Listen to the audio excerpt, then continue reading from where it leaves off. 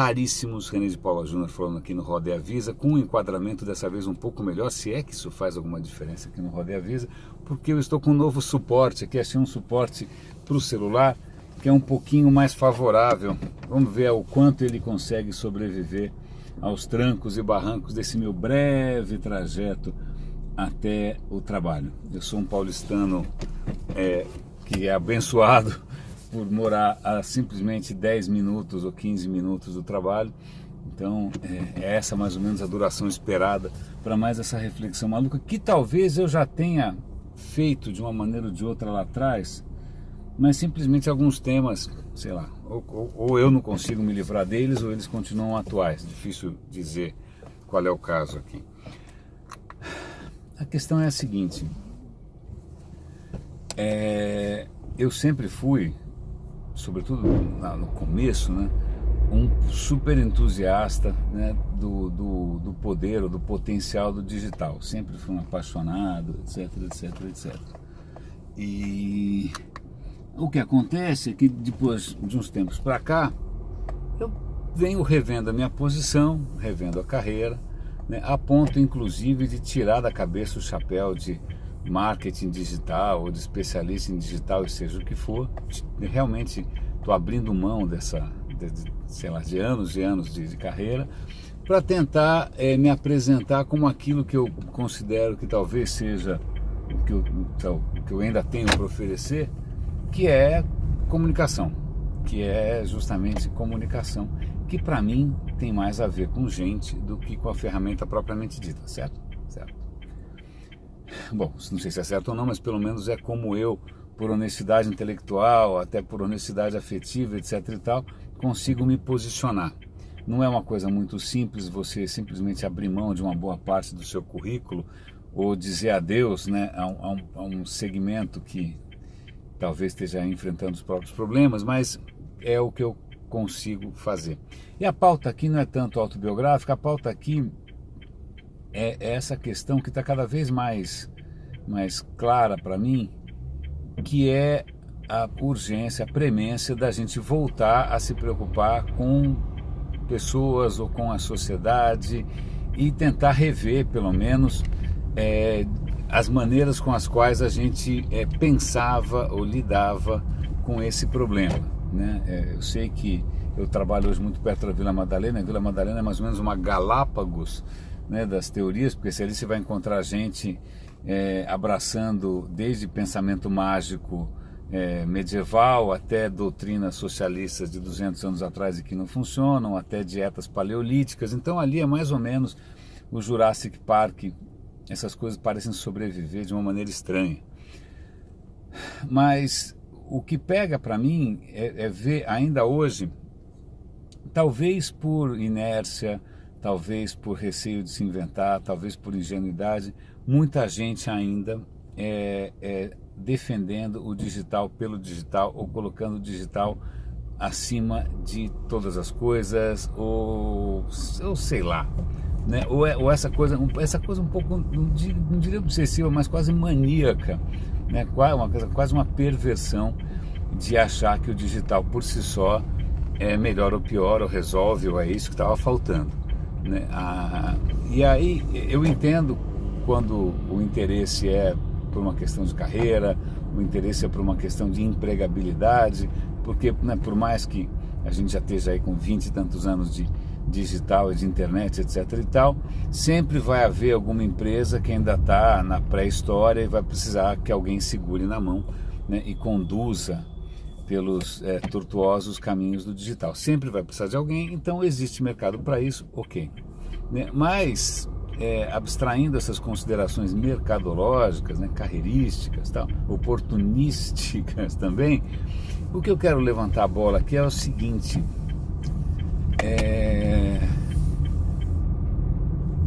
a gente tem visto já inúmeros sinais de desdobramentos não muito desejáveis ou não muito bacanas, ou para não dizer apavorantes, do digital pelo digital. Então hoje de manhã eu tenho lá um podcast diário, que é o Radinho de Pilha.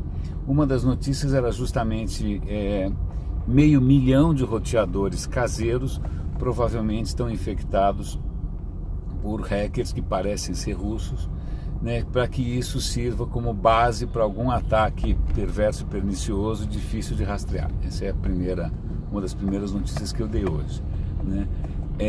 Por outro lado, acho que outra notícia que eu comentei hoje era um memo que vazou da própria Casa Branca, em que a Casa Branca está vendo estratégias para descaracterizar as pesquisas das próprias agências americanas, que apontam, né, com um grande grau de certeza para os riscos, né, para os problemas do aquecimento global, mudanças climáticas e tal. Então você vê a própria Casa Branca imaginando criar times de fake news, né, para tentar desautorizar ou para tentar reverter o impacto desse discurso científico, né? E bom, aí eu posso ficar falando horas. A gente pode falar do risco da próxima eleição americana, em que 95% dos consultados acham que as urnas americanas são passíveis de invasão. E aí você tem os efeitos do Facebook e Cambridge. Bom, eu posso ficar aqui até chegar no trabalho falando dos desdobramentos bizarros, né? Desde crianças com miopia porque ficam tempo demais na tela, até crianças, adolescentes com zero empatia porque nunca convivem com pessoas, até a polarização de questões políticas e sociais por conta dos algoritmos do Facebook. Cara, os desdobramentos são inúmeros. E todos eles apontam o seguinte, que o digital não é bom nem ruim. Então, como é que a gente pode se apaixonar por alguma coisa? É como você venerar um Deus indiferente, né? Em muitas religiões, você venera um Deus que de alguma maneira se preocupa com você, está interessado no seu bem-estar, te criou e tal. Agora, venerar um Deus que não está nem aí com você, que pode ir para um lado e pode ir para o outro, é uma coisa meio bizarra, né? Para mim, eu acho que começa a ficar um discurso um pouco anacrônico e posso estar exagerando aqui, talvez até um pouco irresponsável. Por que irresponsável? Porque os riscos só aumentam e na hora que enquanto a gente continua dourando a pílula, né, como se digital pelo digital fosse salvar todo mundo, como se a inovação pela inovação, a disrupção pela disrupção vale tudo, né, o growth hacking, o crescimento vale mais do que tudo. Enquanto a gente continuar com esse do crescimento vale mais que tudo, digital vale mais que tudo, e se dá para fazer, portanto vamos fazer, convenhamos que a gente não só não está colaborando para prevenir problemas, como a gente talvez esteja amplificando, né? E o que é engraçado é que os sinais estão por aí. Você pega recentemente o Satya Nadella, que é o presidente da Microsoft, o GM da Microsoft, ele abriu uma conferência, que era o Build, falando o quê? Sobre a responsabilidade da tecnologia, sobre os impactos da tecnologia. Ele começou uma conferência de tech, que só tem desenvolvedor em princípio, né, comentando um filósofo do século passado, onde já se viu, né, uma conferência de tecnologia, as minhas talvez, né, as minhas palestras, mas tudo bem, mas eu não sou o Satya Nadella, onde já se viu um presidente de empresa dizendo que está mais do que na hora, não da gente ficar pensando o que os computadores podem fazer, mas se perguntando o que eles devem fazer. E devem fazer, isso já indica o quê? Questionamentos éticos, questionamentos morais, questionamentos políticos, né? Você tem uma tecnologia que pode causar impacto, por onde ela começa? Você tem uma tecnologia que abre fragilidades, como é que você controla? Né? Como é que você faz com que, por exemplo, e aí isso é outra pauta do Radinho de hoje, eu não estou fazendo propaganda do Radinho, mas é que a DARPA, que é aquela organização americana das Forças Armadas, eles estão lá descabelados para tentar fazer uma frente de estudos para conseguir identificar quando que um vídeo é fake ou não. E aí eles estão percebendo que a batalha é perdida, que talvez a batalha seja perdida, que as inteligências artificiais do mal, vamos chamar do mal de uma maneira bastante primária aqui, bastante Star Wars, do lado escuro da força, que elas vão fazer coisas que são tão perfeitas que você não vai mais poder dizer se aquele vídeo é verdadeiro, se aquele áudio é verdadeiro, talvez seja uma batalha perdida. E aí quando a gente vê, né, quem é apaixonado pelo digital, o criador do Deepfake, que é um aplicativo que faz esses vídeos fake, fala, então prepare-se que a nova versão vai ser ainda mais fácil de usar. Obrigado, hein? Porra, super obrigado, que legal, tal. Pois bem, é lógico que eu talvez esteja criticando, questionando personagens que são caricaturais, né? Eu acho que sobraram poucos desses incondicionais defensores da tecnologia pela tecnologia. Está todo mundo, até por uma noção de oportunismo também, ou vamos chamar de senso de oportunidade, começando a abraçar questões éticas.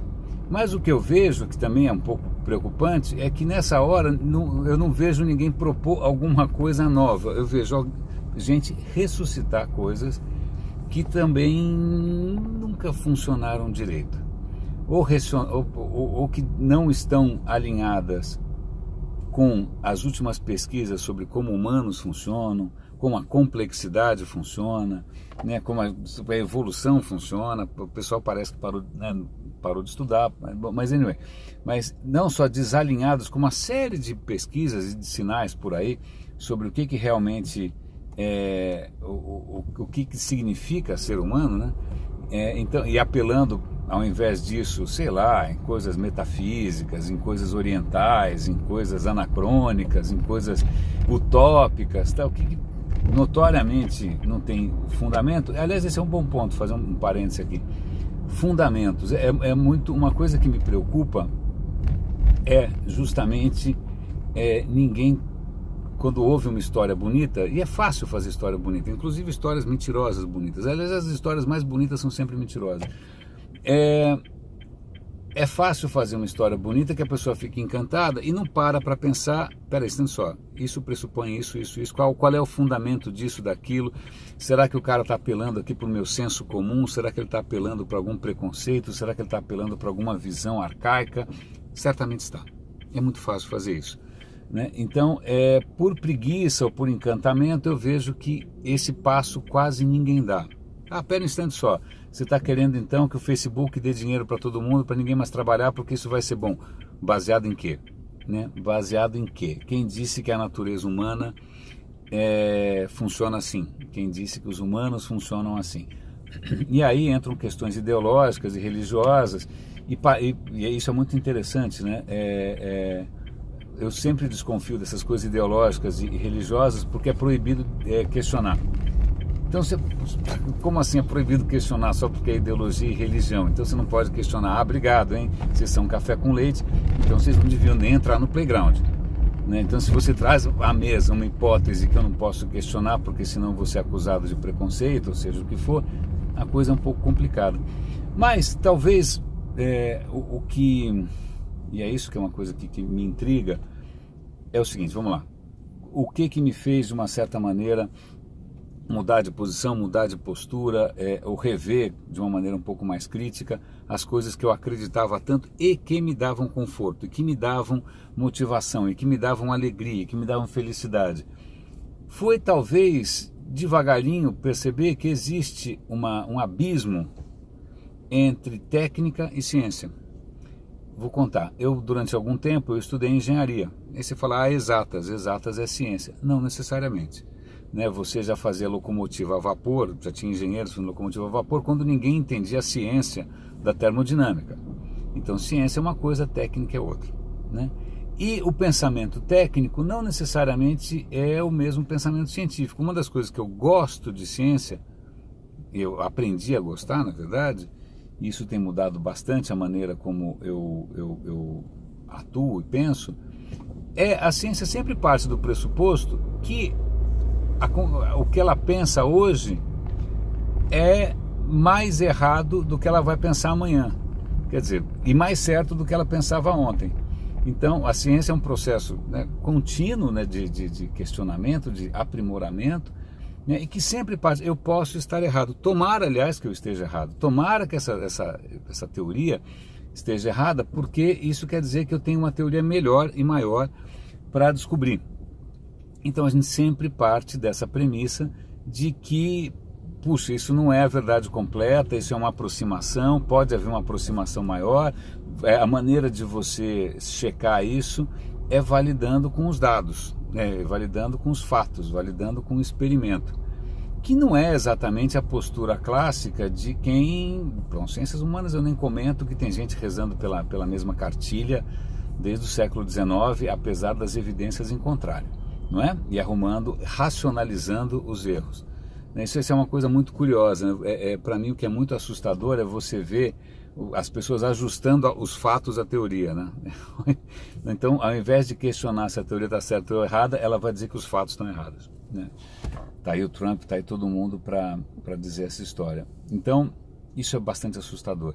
Mas voltando, eu acho que o que falta e que eu adoraria ver empresas contratando, não, olha, eu quero chamar aqui um entusiasta em digital. Cara, traga um entusiasta em pessoas, traga um entusiasta em impacto, traga um entusiasta num futuro digno, né? E se você for trazer um futurólogo, pelo amor de Deus, confira no que ele baseia a noção de melhor, a noção de bom, o que é um futuro bom, baseado em quê? Né? Em senso comum, em mela cueca, em água com açúcar, ou em noções que misturam desde pensamento budista com monoteísmos cristãos. Cara, calma, né? Pera lá, eu sei que essas histórias sempre confortam, eu sei que nós somos criaturas que funcionam na base de histórias, nós precisamos de historinhas, né? Mas histórias levam a gente até um certo ponto, né? A ciência não está atrás de uma historinha bonita, ela está atrás de uma história que funcione, né? Por exemplo, a gente pega física quântica, aliás, isso é sempre um alerta, e não sou eu quem está falando, é o Feynman que está falando, todo mundo, qualquer cientista fala isso. Se você entendeu, você fala, não, eu sei física quântica, eu entendo. Se você acha que você entende, é porque você não entendeu, ou entendeu errado, porque não dá para entender, tá? Então, não, se você acha que você entendeu, ontem eu tive que conversar com alguém que, não, eu entendo física quântica, aquela física sem matemática. Eu falei, uau, tá piorando. Falei, olha, meu cara, é o seguinte, se você acha que você entendeu, é porque você não entendeu, porque não dá para entender.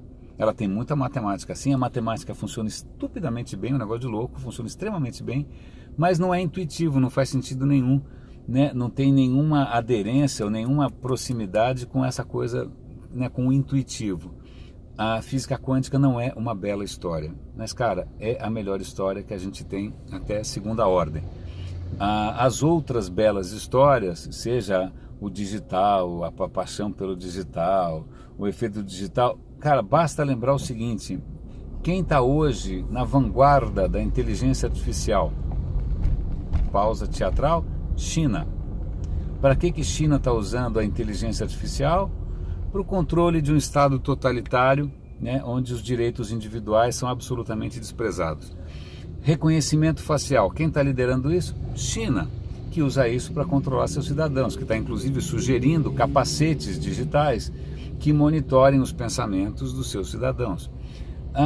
Você pensa então numa plataforma de reputação, porra, que legal, bacana, né? O Uber usa isso. Não, então a China também usa isso, e se um cidadão que é monitorado 24/7 em todas as frentes, direto e indiretamente, se esse cidadão por acaso tiver com um score, né, com um ranking baixo, talvez ele não possa embarcar no avião, talvez ele não possa pegar um emprego, talvez ele não possa entrar no trem, né? Então, ok, todos assistem Black Mirror, eu sei, né? Então a realidade está aí, né, cada vez mais parecida com Black Mirror, e eu ainda estou para ver gente incorporando discursos.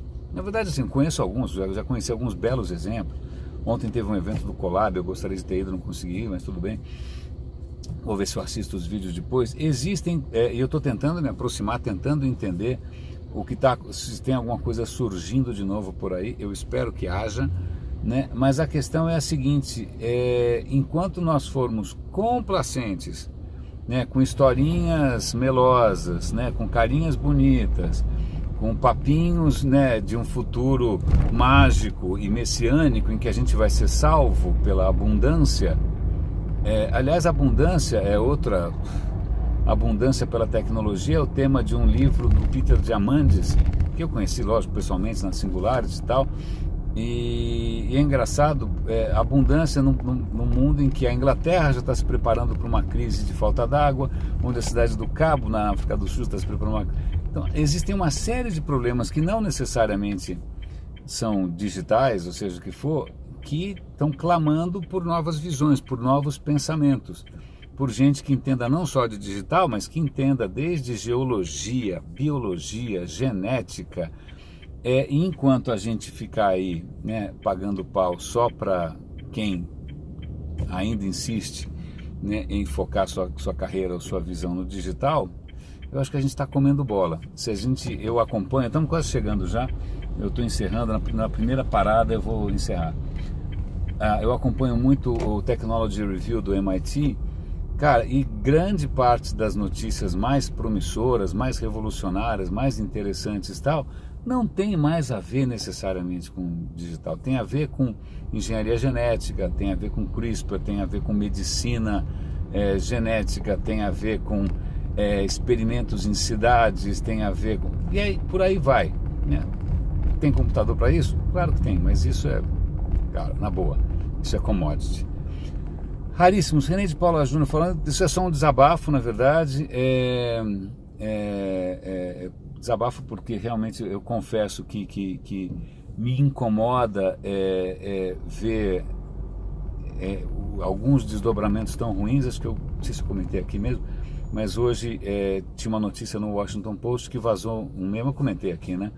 A Casa Branca está tentando criar discursos para desautorizar qualquer pesquisa sobre aquecimento global. Eu me pergunto o que tem a ganhar quem faz isso.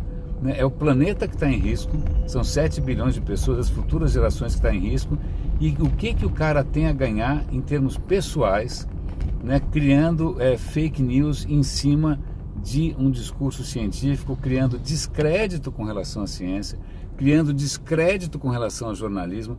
O que esses caras têm a ganhar? Eu juro que eu não sei. Raríssimo, sinal fechado, meu trabalho é logo ali. Muito obrigado pela companhia, um grande abraço. René de Paula Júnior falando aqui no Roda e Avisa, e até a próxima.